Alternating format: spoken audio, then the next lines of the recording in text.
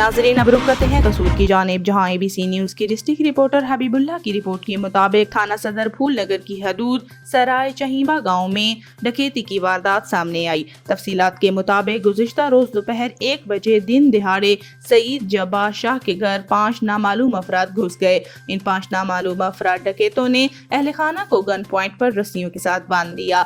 सैयद जब्बा शाह के घर से तकरीबन 20 तोला सोना और 70 से 80 लाख रुपए ले उड़े, जिस पर सैयद जब्बा शाह ने मौके पर 15 पर कॉल की, जिस पर थाना सदर फूल नगर SHO और DSP पहुंच गए। नाम मुतासरा शख्स सैयद जब्बा शाह ने थाना सदर फूल नगर में दरखास्त दायर करवा दी। मुतासरा अहले खाना ने DPO कसूर और वजीर आला पंजाब मरियम नवाज से नोटिस लेने की अपील करते हुए कहा कि हमें इंसाफ फराहम किया जाए।